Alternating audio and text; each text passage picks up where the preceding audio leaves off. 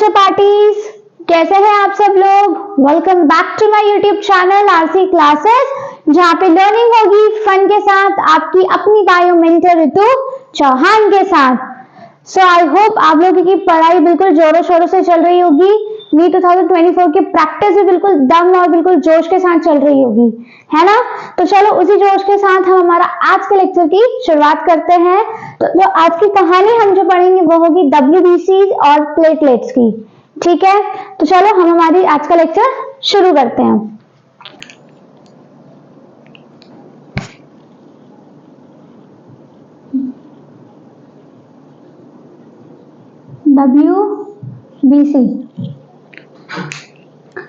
WBC को हम क्या बोलते हैं? ल्यूकोसाइट। क्या बोलते हो आप इसे? ल्यूकोसाइट, ठीक है। या फिर आपको पता ही है इसका full form white blood cell. कौन सा सेल है ये? वाइट ब्लड सेल, ठीक है, ल्यूकोसाइट। अच्छा, ये सबसे कम, ये नंबर में कम होते हैं, ठीक है। आई थिंक सबसे कम ये होते हैं, इनका नंबर कितना होता है? दे आर 6000 to 8000 सेल्स या WBCs पर मिलीमीटर क्यूब ऑफ ब्लड। इनका नंबर सबसे कम होता है। ये कितने कम होते हैं? ये कितने होते हैं? 6000 to 8000 सेल्स पर मिलीमीटर क्यूब ऑफ ब्लड, ठीक है।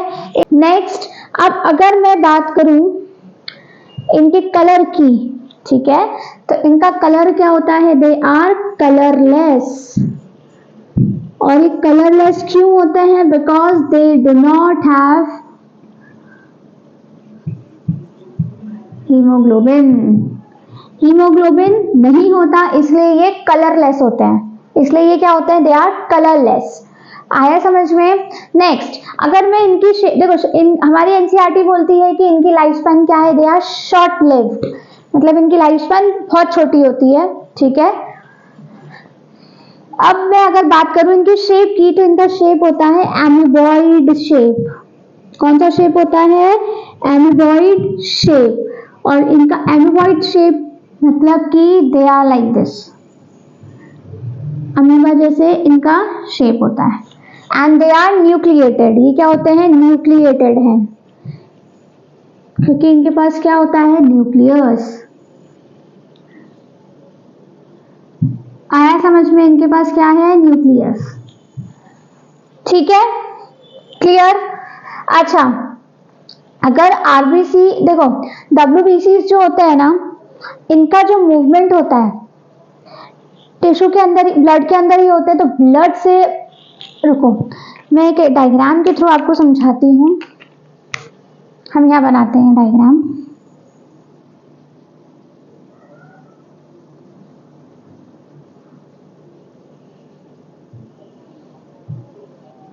ये क्या है? These are your tissues. ये आपके टिश्यू हैं,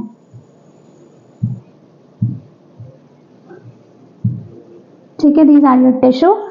और यहाँ है आपके पास कुछ ब्लड वेसल्स। क्या है? ब्लड वेसल या कैपिलरी बोल दो, ठीक है। यहाँ पे क्या है? कैपिलरी।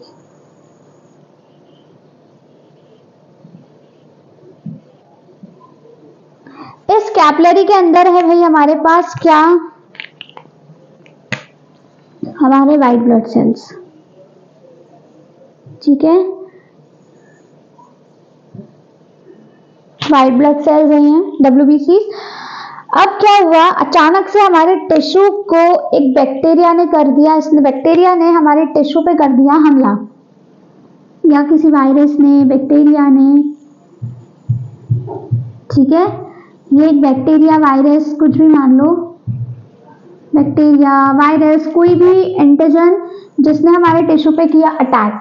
अब व्हाइट ब्लड सेल्स क्या करेंगे? ये जाके इन पे हमला करेंगे, ठीक है। अब क्या होता है कि हमारे यहाँ पे स्पेस थोड़ी सी है, निकलने की जगह छोटी सी है और आरबीसी का डब्ल्यूबीसी का शेप थोड़ा बड़ा है इस जगह के हिसाब से। तो ये कैसे निकलेंगे, तो ये कर लेते हैं खुद को स्क्वीज, अपना साइज चेंज कर लेते हैं। लाइक इस तरीके से ये क्या करेंगे, खुद को स्क्वीज करेंगे और बाहर आएंगे और वापस से फिर अपने शेप में आ जाएंगे, ठीक है, और इसको अटैक करेंगे और फिर होगा घमासान। आया समझ में? आया? क्या हुआ कि आपके जो WBCs हैं, ठीक है, ये क्या कर रहे हैं, इनको जाना, जगह छोटी सी है ना, इस छोटी सी जगह से इनको निकल के जाना है, तो ये क्या करेंगे, ये खुद को स्क्वीज कर लेते हैं, स्क्वीज करके बाहर निकल के फिर ये अपनी नॉर्मल शेप में आ जाते हैं। आया समझ में? बिल्कुल इच्छाधारी ये नागिन की तरह they can change their shape. आया समझ में? और प्रोसेस है कौन सी, जो पूरी प्रोसेस हुई कि WBC को अपना शेप चेंज करना पड़ा, वो स्क्वीज हो गए एंड फिर वो टिश्यू तक गए, तो उनका जो मूवमेंट है from blood to the tissue है ना, squeezing out from blood vessel to the tissue, इस प्रोसेस को हम बोलते हैं डायपिडासिस। इस प्रोसेस को आप क्या बोलते हो? This process is known as diapedasis. So diapedasis क्या है? Movement of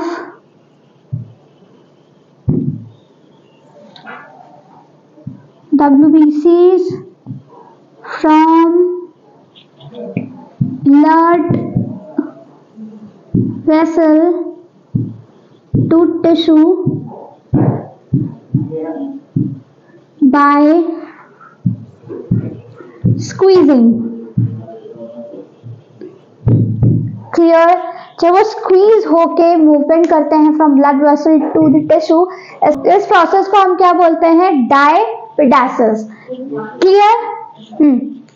नाउ नेक्स्ट, तो हम क्या करते हैं, हम WBC को दो पार्ट्स में डिवाइड करते हैं। अच्छा, इसे डिवाइड करते हैं, लेकिन इससे पहले हम एक चीज, एक पॉइंट जो मैं आपको बता दूं, मैंने डायग्राम मिटा दिया है, तो जहां आपने डायपिडासिस का डायग्राम बनाया था वहां पे आप ये पॉइंट लिख लेना कि देखो क्या WBCs है, आपको पता है अलग अलग टाइप के WBCs होते हैं, ठीक है, न्यूट्रोफिल, बेसोफिल्स, इओसिनोफिल्स, मोनोसाइट और लिम्फोसाइट, ठीक है। आपके पास 5 टाइप के WBCs हैं। क्लियर? तो क्या सारे के सारे WBCs डायपिडासिस मूवमेंट शो करते हैं? नहीं, देखो सिर्फ 2 तरीके के WBCs हैं, न्यूट्रोफिल्स एंड मोनोसाइट। ये दोनों क्या मोनोसाइट दे शो डायपिडासिस।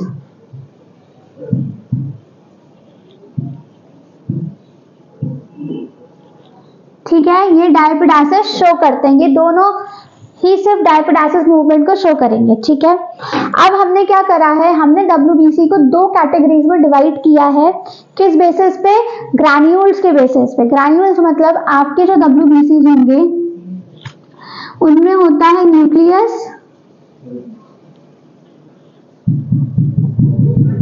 और उनमें होते हैं कुछ ग्रैन्यूल्स।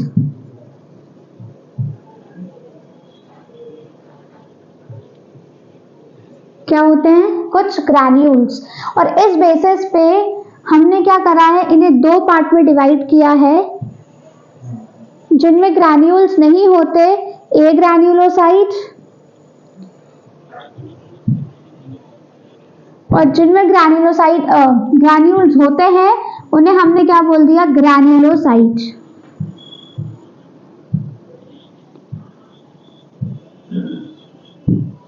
ठीक है, ए ग्रैन्यूलोसाइट और ग्रैन्यूलोसाइट। देखो ग्रैन्यूलोसाइट में आते हैं आपके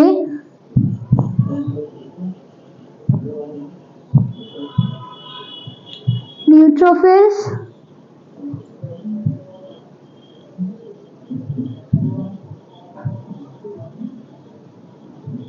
इओसिनोफिल्स और बेसोफिल्स। ठीक है, और एक ग्रैन्युलोसाइट में आपके आते हैं मोनोसाइट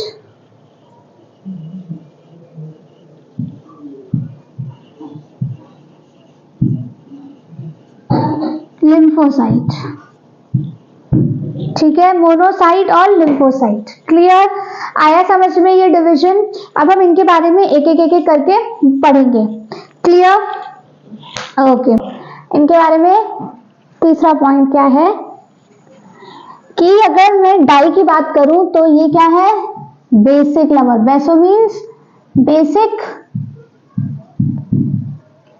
तो आप इसे बेसिक डाई में स्टेन करते हो। ठीक है, they can be stained in basic dye. ठीक है, बेसिक डाई में हम इन्हें स्टेन कर सकते हैं। ठीक है, और अब इनका फंक्शन क्या है? तो देखो, बेसोफिल जो होते हैं बेसिकली हमारी एनसीईआरटी बोलती है कि इन्फ्लेमेटरी एक्शंस में रिलीज होते हैं। जितनी भी इन्फ्लेमेशन वाली रिएक्शंस होती है उसमें ये इन्वॉल्व होते हैं। ठीक है, तो मैं यहां लिखती हूं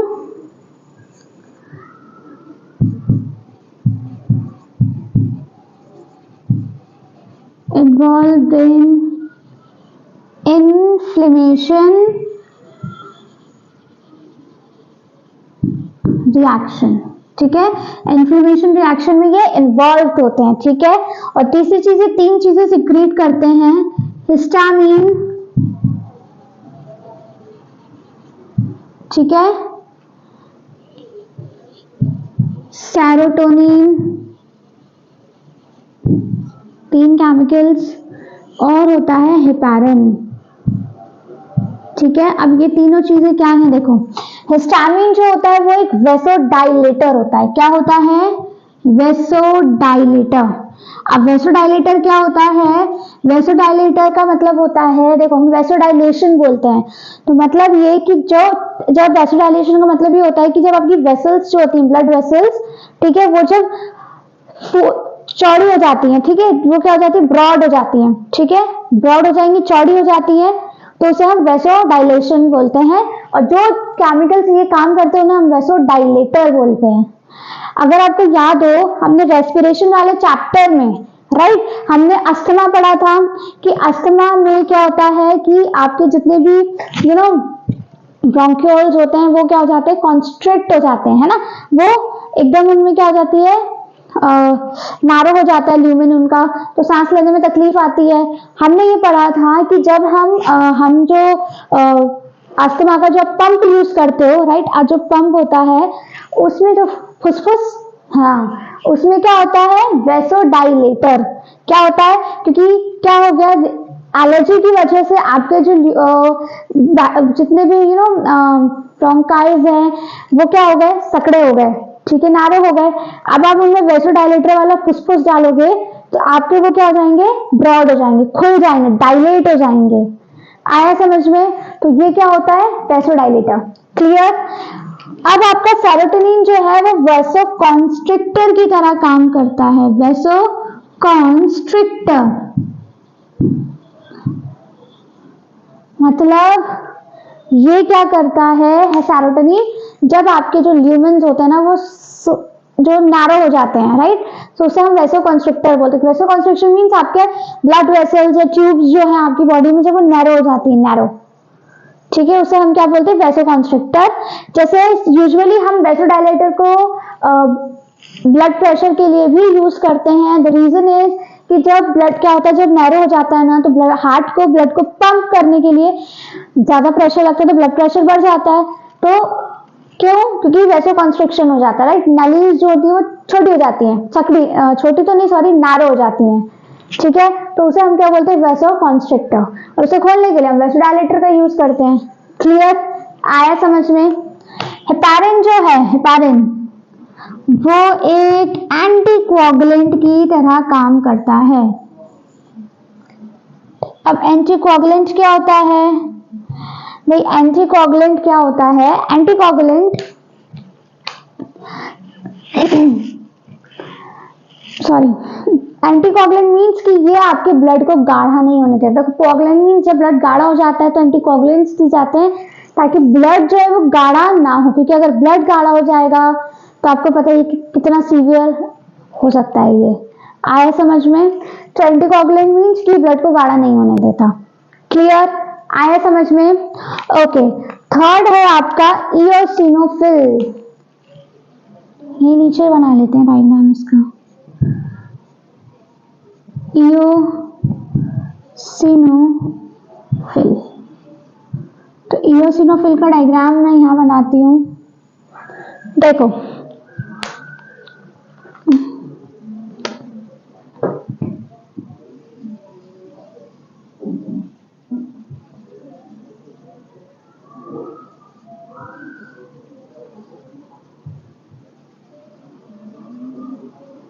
थोड़ा सा रंग भरना भी जरूरी है, रंगारंग कार्यक्रम। चलो तो देखो, सो इयोसिनोफिल का जो आपका डायग्राम है इसमें आपको दिख रहा है कि इसका न्यूक्लियस कैसा है। कैसा न्यूक्लियस है इसका? बाइलोब्ड। और इसका शेप कैसा है? हेडफोन जैसा दिख रहा है, हेडफोन शेप है इसका। ठीक है, न्यूक्लियस का कितने अमाउंट होता है ये आरबीसी में? तो ये होते हैं 2 to 3%।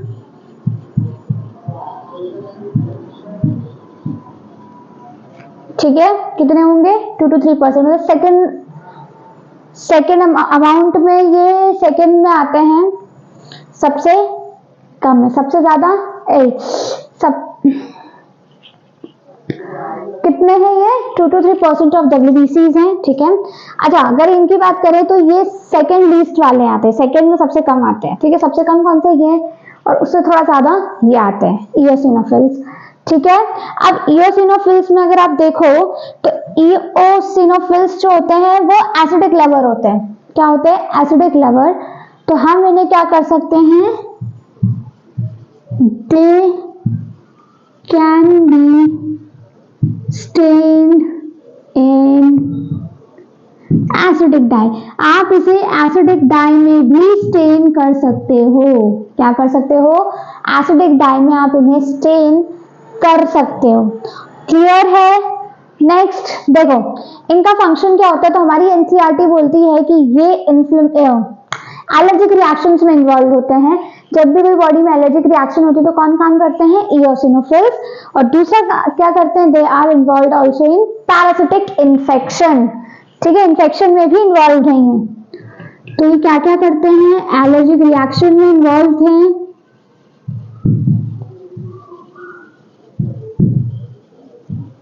And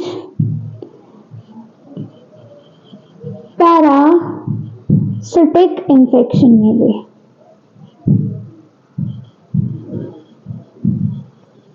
So they are also involved in parasitic infection. Clear? चलो, आपका पहला WBC है न्यूट्रोफिल।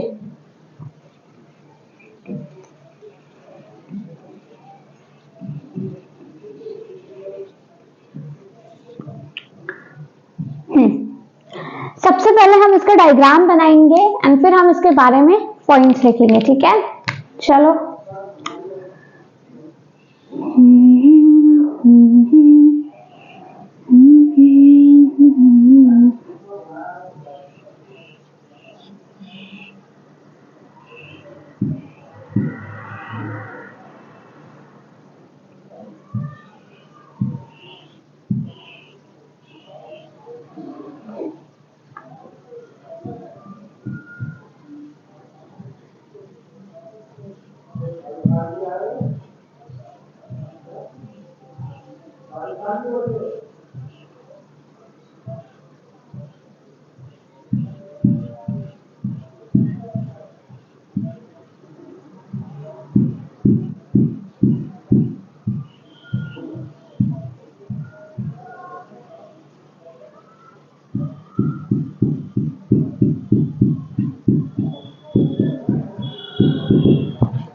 ठीक है, तो ये क्या हो गया आपका? न्यूट्रोफिल। तो देखो, let's see the points about it. देखो, न्यूट्रोफिल के अगर आप न्यूक्लियस की बात करो तो आपको इसका न्यूक्लियस कैसा दिख रहा है? मल्टीलोब्ड। ठीक है, मल्टीलोब्ड है कि नहीं? क्योंकि इसमें बहुत सारे लोब्स आपको दिख रहे हैं। अच्छा, ये हम जो भी पढ़ेंगे स्टार्टिंग के 3 वो सारे क्या है, ग्रैन्युलोसाइट। तो सब में क्या होंगे, आपके ग्रैन्यूल्स होंगे प्रेजेंट। चलो ग्रैन्यूल्स तो बना ही ले इनके।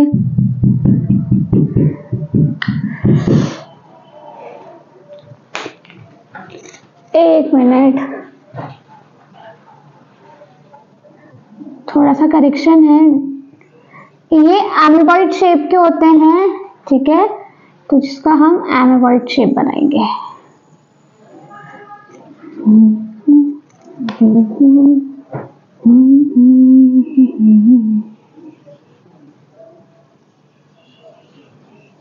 इस तरीके से, ठीक है, दे आर एमीबॉइड शेप। अब आपको दिख रहा है कि इनका जो न्यूक्लियस है वो मल्टी लोब्ड है, ठीक है। क्योंकि इनके न्यूक्लियस मल्टी लोब्ड होते हैं, इसकी वजह से हम इन्हें PMNLS भी बोलते हैं। क्या बोलते हैं, PMNLS। तो ये क्या है PMNLS, it is polymorpho nuclear leucocytes. That means कि इनके न्यूक्लियस का अलग अलग मॉर्फोलॉजी, आपको अलग अलग शेप देखने को मिल सकते हैं, बिकॉज दे आर मल्टीलोब। तो वो किसी भी एंगल में अपने शेप को चेंज कर सकते हैं, ठीक है। आया समझ में।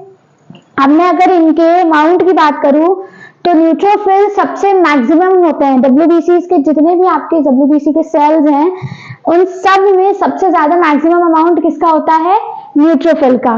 कितना होता है, they are 60 to 65% of WBC। पूरे WBC का 60 से 65% ये होते हैं, ठीक है। अब देखो, आप यहाँ नाम देखो, न्यूट्रो, दैट मीन्स न्यूट्रल।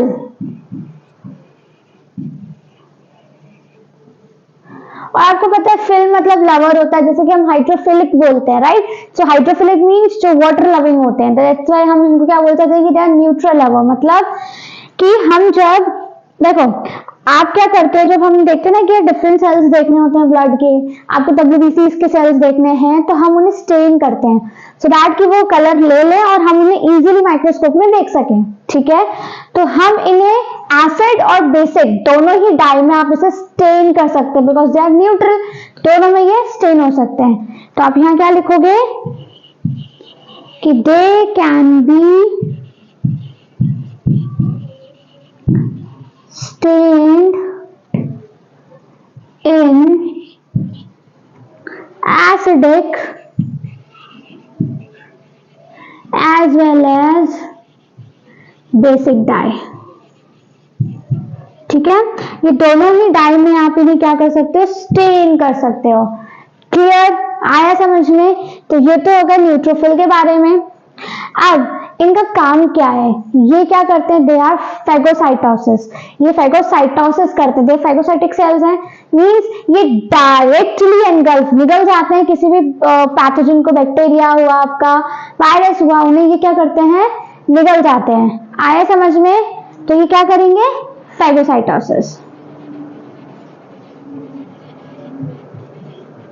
क्लियर, आया समझ में कि ये क्या कर रहे हैं, फैगोसाइटोसिस। नेक्स्ट, अगर मैं किसकी बात करूं, अब नेक्स्ट है आपका basophil. I hope neutrophil clear होगा आपको। अब है आपका बेसोफिल।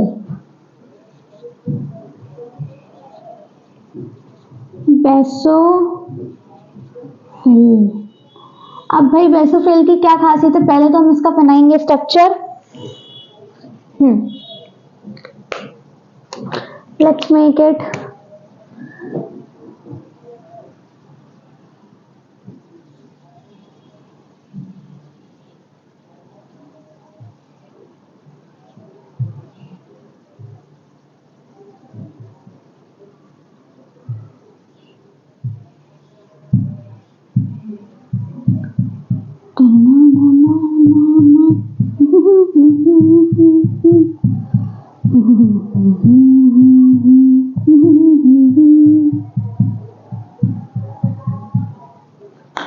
ठीक है, ग्रैन्युलोसाइट्स।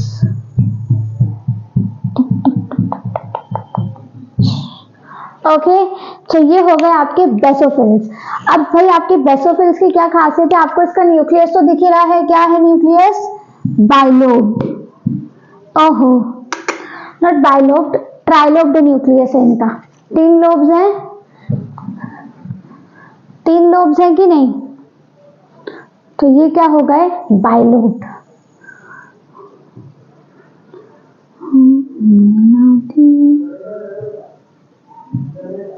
ट्राइलोब्ड, 3 लोब्स होते हैं, तो न्यूक्लियस इनका क्या हो गया?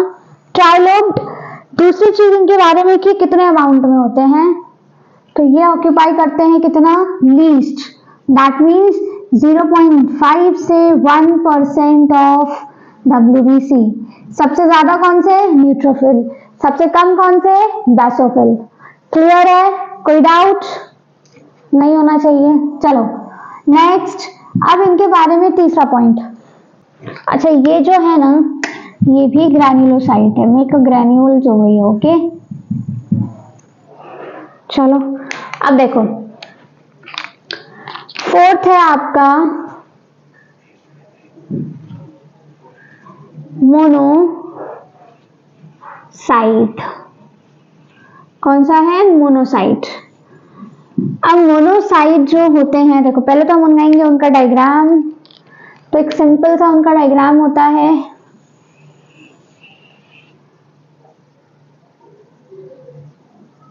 एक मिनट,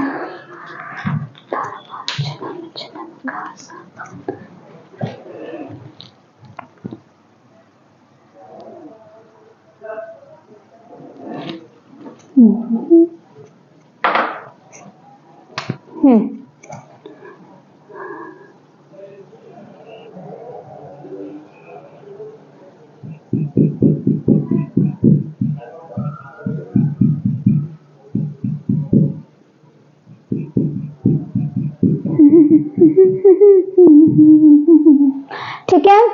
अब अगर आप इसके पहले तो न्यूक्लियस की बात करो, तो आपको इसका न्यूक्लियस कैसा दिख रहा है? किडनी एक ही लोब है, लेकिन इसके kidney sorry not kidney, kidney तो ये शेप है।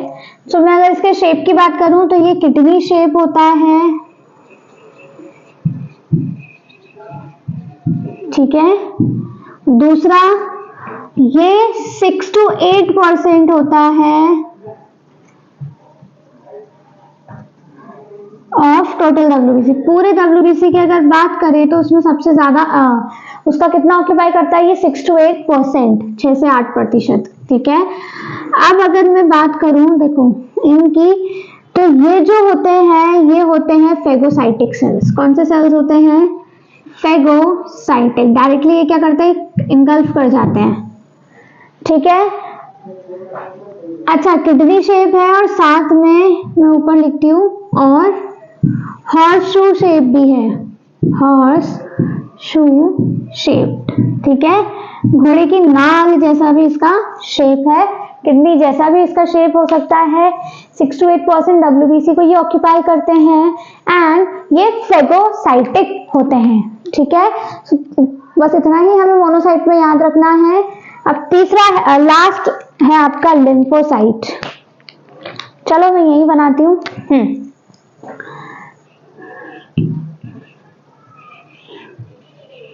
लिम्फोसाइट्स, 2 तरीके के आपके पास लिम्फोसाइट्स होते हैं, बी और टी लिम्फोसाइट्स। चलो तो बनाते हैं डायग्राम। इनके न्यूक्लियस थोड़े बड़े होते हैं,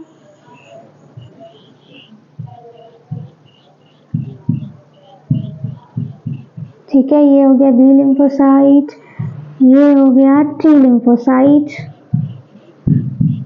ठीक है। ये कौन सा है? B lymphocyte. ये हो गया आपका टी लिम्फोसाइट। देखो आपको पता है बी और टी इन्हें हम इम्यून सेल्स भी बोलते हैं। क्या बोलते हैं? इम्यून सेल्स, क्योंकि ये इम्यूनिटी को के सेल्स है ना, हमारे लिए लड़ते हैं ये, तो they work as your immune cells, ठीक है। दूसरी चीज कि ये दोनों जो है, पहले भी कितना लिम्फोसाइट्स जो है टोटल WBC का 20 to 25% ऑक्यूपाई करते हैं, 20 से 25%। तो मतलब सबसे ज्यादा कौन से थे? न्यूट्रोफिल, उसके बाद लिम्फोसाइट्स, फिर कौन से थे?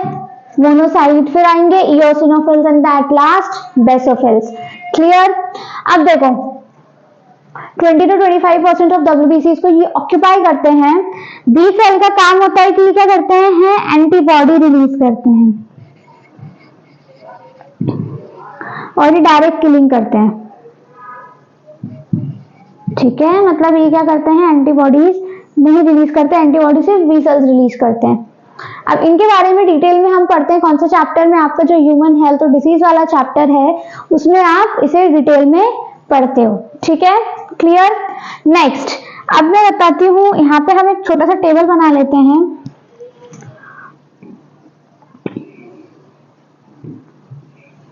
ठीक है, यहाँ हम लिखेंगे इनका सिंथेसिस या फिर प्रोडक्शन कहाँ होता है और इनका मैचुरेशन कहाँ होता है, डिफरेंशिएशन बोल सकते हो। ठीक है, किन किन का, यहाँ आ गए बी सेल्स और यहाँ आ गए टी सेल्स, कि ये प्रोड्यूस कहाँ होते हैं और ये मैच्योर कहाँ होते हैं, पैदा कहाँ होंगे और बड़े कहाँ होते हैं। तो दोनों की दोनों ही पैदा होते हैं कहाँ पे, चलो लिखते हैं अपन, दोनों कहाँ पैदा होते हैं, बोन मैरो में। दोनों का जन्म होता है कहाँ, बोन मैरो में। ठीक है, लेकिन मैच्योर बड़े कहाँ होंगे, तो ये जहां पैदा होता है वहीं बड़ा होता है, बोन मैरो में इसका मैचुरेशन हो जाता है। ठीक है, लेकिन टी सेल का मैचुरेशन कहाँ होगा, T for T cells, T for thymus, तो कहाँ होगा इनका, थाइमस में। ठीक है, टी से टी सेल और टी से थाइमस, टीटी। ठीक है, क्लियर? टाइप्स ऑफ ल्यूकोसाइट समझ में आ गए, WBCs। ओके, पहला है ल्यूकोसाइटोसिस,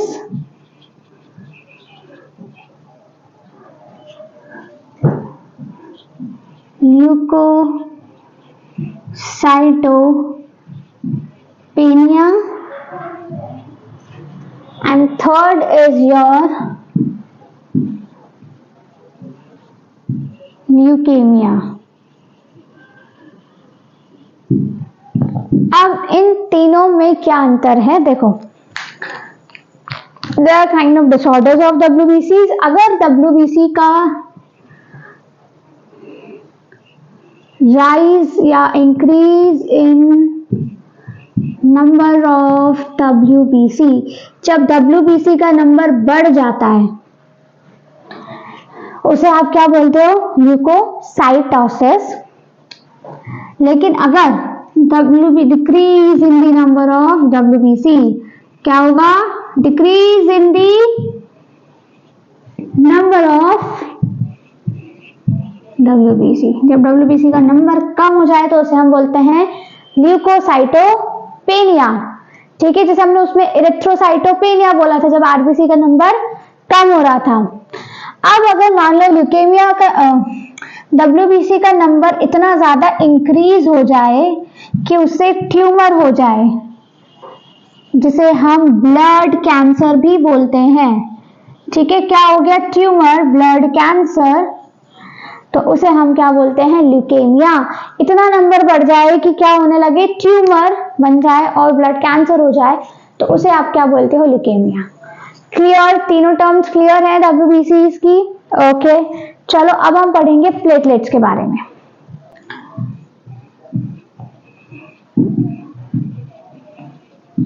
प्लेटलेट्स, ठीक है। तो प्लेटलेट्स को हम क्या बोलते हैं, थ्रोम्बोसाइट्स। क्या बोलते हो आप उसे, थ्रोम्बोसाइट्स। ठीक है, थ्रोम्बोसाइट्स भी हम इन्हें बोलते हैं। ठीक है, ये क्या होते हैं, they are the cell fragments, एक सेल फ्रेगमेंट्स होते हैं of larger cell called megakaryocytes. ठीक है, जो लार्ज सेल्स जो होते हैं जिन्हें मेगा कैरियोसाइट्स बोलते हैं, मतलब वो सेल्स जिनके न्यूक्लियस बड़े सेल्स, बड़े न्यूक्लियस वाले, ठीक है। जैसे कि ये है आपका एक, suppose if this is your bigger cell, megakaryocyte, ठीक है। तो आप इसे फ्रेगमेंट कर देते हैं, टुकड़ों में तोड़ दिया जाता है और इससे जो फ्रेगमेंट्स बनते हैं, ठीक है, ये मेगा कैरियोसाइट्स हैं, तो उनमें हम क्या बोलते हैं, प्लेटलेट्स। आया समझ में? तो ये प्लेटलेट्स को देखो, platelets are not called as, they are not, ये कोई रियल सेल्स नहीं होते, they are not true cells, they are not true cells, ये असली सेल्स नहीं होते। क्यों नहीं होते हैं? क्योंकि ये देखो सेल फ्रेगमेंट है, सेल के टुकड़े हैं, ये प्रॉपर सेल डिवीजन से बने हुए सेल्स नहीं है, ये सिर्फ एक बड़े से सेल को तोड़ के आपने छोटे छोटे सेल्स बना दिए हैं, इसलिए they are not a true cells. आया समझ में? ओके, अब देखो थ्रोम्बोसाइट्स जो होते हैं कितने होते हैं नंबर में, तो ये होते हैं 1.5 to 3.5 lakhs, मतलब 1,50,000 to 3,50,000 cells per millimeter cube of blood। आया समझ में? They are not a true cells, ये इतने होते हैं। अब इनका शेप होता है बाइकॉन्वेक्स, टुकड़े जो टूटते हैं वो बाइकॉन्वेक्स होते हैं, ऐसे ऐसे ऐसे ऐसे फ्रेगमेंट्स होते हैं, ठीक है, दे आर बाइकॉन्वेक्स। इनकी लाइफ स्पैन जो होती है वो 1 वीक की होती है, 7 डेज की लाइफ स्पैन होती है। इनकी जिंदगी सिर्फ 1 हफ्तों की होती है, बस 1 हफ्तों की जिंदगी, ठीक है। नेक्स्ट पॉइंट है, देखो कि इनका फंक्शन क्या होता है, तो ये ब्लड क्लॉटिंग में मदद करते हैं। किसमें मदद करते हैं? ब्लड क्लॉटिंग में, ठीक है, खून को रोकने में। अगर प्लेटलेट्स की कमी होती है, देखो हमारी एनसीईआरटी में एक लाइन लिखी हुई है कि अगर प्लेटलेट्स की कमी हो जाती है, इसकी वजह से कुछ ब्लड डिसऑर्डर्स हो जाते हैं which can lead to excessive bleeding, क्योंकि ब्लड अगर क्लॉटिंग फैक्टर्स ही नहीं होंगे तो अगर ब्लड क्लॉट ही नहीं कर पाएंगे, ठीक है, तो क्या होगा, खून जो है वो जमेगा नहीं, रुकेगा नहीं, बस बहते जाएगा, ठीक है। क्लॉटिंग कैसे होती है ये हम नेक्स्ट लेक्चर में देखेंगे, ब्लड ग्रुपिंग और ब्लड क्लॉटिंग हम नेक्स्ट लेक्चर में देखेंगे, ठीक है। लास्ट पॉइंट इसका क्या है कि ये जो है अगर इनका नंबर बढ़ जाए, देखो यहां लिखती हूं मैं,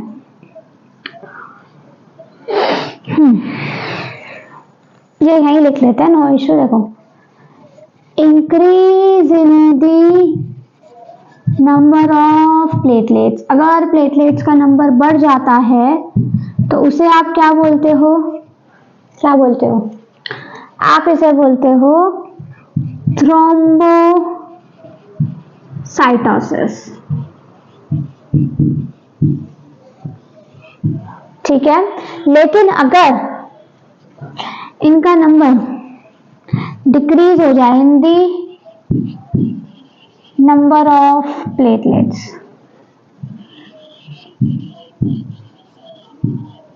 तो उसे आप क्या बोलते हो? थ्रोम्बोसाइटोपेनिया। क्या बोला मैंने इसे? थ्रोम्बोसाइटोपेनिया,